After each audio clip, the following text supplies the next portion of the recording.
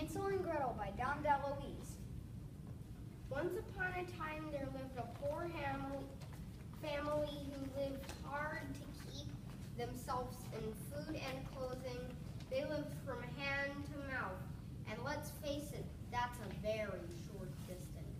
The mother and father, Angela and Bruno, had two children, Hansel and Gretel, who were not only brother and sister, they were also best friends. Every day they would play together, and every night they would wish each other Sweet dreams. Angel wanted Hansel and Gretel to grow up strong and healthy. She fed them fresh vegetables, fresh fruits, non-fat dairy products, fish, grains, and beans. I'll bet we'll hear from the beans later. Every morning they had healthy, delicious hot oatmeal with skim milk, and they shared some fresh fruit. For lunch they ate vegetables and fat-free chicken soup. After lunch, the children would ask for apple pie a la mode with chocolate sauce. Oh my, no. Have some healthy strawberries and apple or banana for dessert, said their mother. Hansel and Gretel said, "Oh, we just want a sugar fix." Their mother said, "I don't think so." Then one day their mother became very ill, and soon after she died. Their father was very sad. Hansel and Gretel missed their mother so much they would cry themselves to sleep. Now next door there lived a widow Brown, who wanted to marry their father in the worst way. Why, she brought him chicken soup every single day. If you're looking for a new husband, chicken soup is a must. Bruno really liked the widow Brown's chicken soup, so they were married soon. Unfortunately, the widow Brown was not very fond of children. Oh dear. Hi there, Widow Lady. I really like your chicken soup. Will you marry me? One evening, while Hansel and Gretel were asleep, a beautiful butterfly landed on Gretel's nose and woke her up. Wake up! Gretel heard the widow Brown talking to her father. There's not enough money and food for all of us in this house. Let's take the children for a picnic and leave them in the woods. Another family will find them, take them home, and care for them. The children will be so much happier, and so will we. No, I love my children. I just couldn't, said Bruno. The very next night, both Hansel and Gretel heard the widow Brown talking. Take them to the woods, I tell you. Make them an excuse and leave them there. Someone will find and care for them. Not to worry. Bruno said nothing, but Hansel and Gretel started to, guess what, worry. We need a plan, said Gretel. Hansel agreed. Remember the beans from before? Well, early next morning, Hansel and Gretel filled their pockets up with dry beans to drop along the path. Those beans would help them find their way home. Children, you're going on a picnic in the woods, said the widow Brown. They started walking. Hansel and Gretel lagged behind, dropping beans along the way. Soon they were deep in the woods.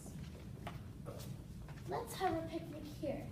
You children rest. Your father and I will go get some firewood, said the widow Brown, and they left. Hansel and Gretel caught each other's eye. They were lost.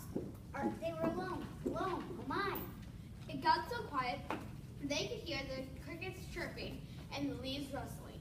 Why, they could hear a dewdrop drop. Don't worry. We'll find our way back. We have a plan. We'll just follow our trail of beans, said Gretel. They started home, but most of the beans had been eaten by squirrels, rabbits, and who knows what else. Beans, the magical fruit. The more you eat, the more you lose. Beans, the magical fruit. The more you eat, the more you lose.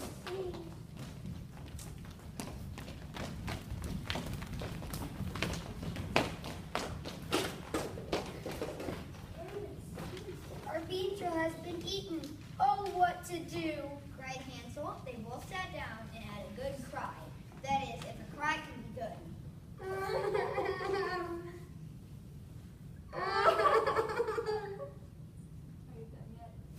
Almost. Done. Wait, Hansel. I smell cookies baking, said Gretel. It's coming from over there, cried Hansel. They climbed a small hill and came to a fence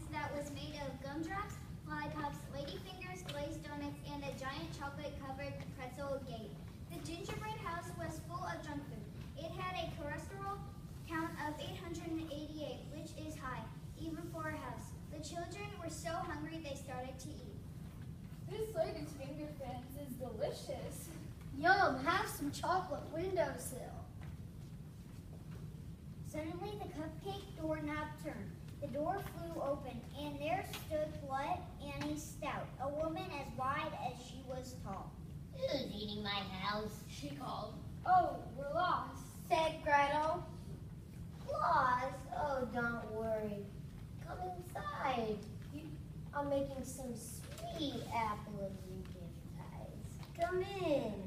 Said Annie. Glut Annie gave them strawberry malted, apple pie a la mode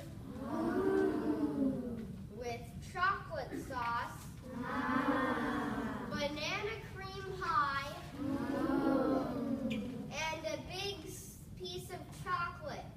Not 5, not 6, but 7-layer cake. They were so tired, so they said their prayers and wished each other Sweet Dreams. put their heads on marshmallow pillows and fell fast asleep. Early the next day, the butterfly gently woke the children.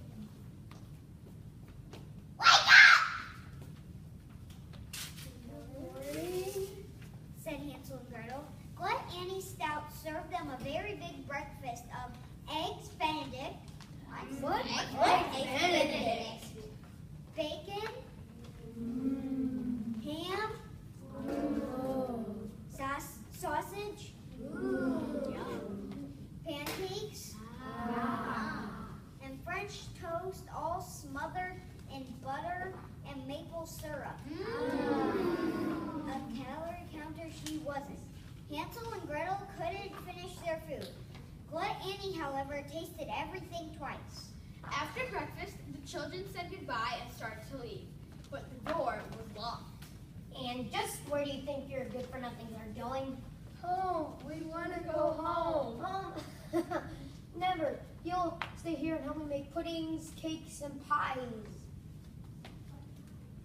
Oh my. The children grumbled. It was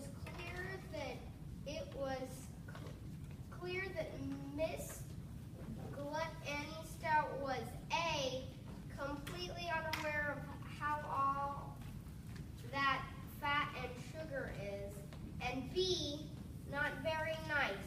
Not very nice indeed.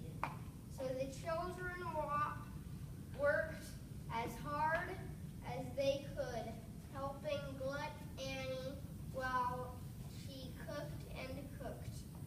Later that night, the children gathered some fireflies from the open window and had a family meeting under the blanket. What to do, what to do. Glut Annie was so disagreeable, so mean, and so cruel. The children made a plan to run away. The next day, the children licked a hole in one of the lollipop windows. Gretel boosted Hansel up to unlock the latch. They climbed out, jumped down, and started to run, but Glut Annie Stout was waiting and swooped Hansel and Gretel up in a sticky net made of cotton candy, which clung to their arms, legs, and hair. Glut Annie washed them off in the pond and brought them back into the house. She put Hansel in the kitchen pantry. That'll keep you. She said as she locked the gate. She put the key in her apron pocket and said to Gretel, You'll never run away. You won't leave your brother here now. Get back to work. Oh, she was so mean. Gretel worked and pondered. She needed another plan. oh, the key is the key. Thought Gretel. Days went by, unhappy days. Nights went by, unhappy nights. Gretel helped the wretched woman cook and thought about ways to get that key. Every day, Glut Annie sat down to a fat-filled feast. And every night, Gretel had all those dishes, pots, and pans Oh my.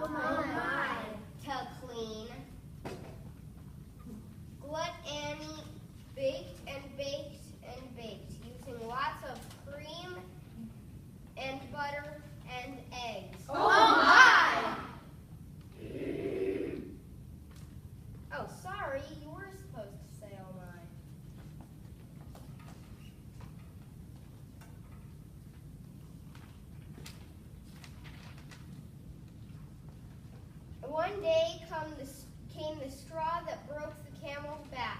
Glut Annie was burped so loud it stopped the clock, and she didn't even say excuse me. Well, Gretel knew it was time to set her plan in motion. So the very next day, she took all the sugar and hid it in a pitcher of the good ship, lollipops, and almost sinking it. Later, Glut Annie was ready to make her cakes, and she shouted, Sugar! There's no more sugar! She took the key and unlocked the gate. Gretel's plan was working. As Glut Annie entered the pantry, Gretel signaled Hansel to step to one side. She picked up the broom, swung it way back, and with all her might, let Glut Annie have it, right on her rump roast. Bum, bum. Oh, what a loud thump she made. Hansel ran out. Gretel slammed the gate shut.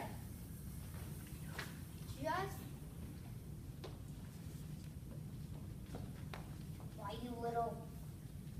Glut Annie snarled. Oh, but the key was inside. What to do, what to do? Just then, if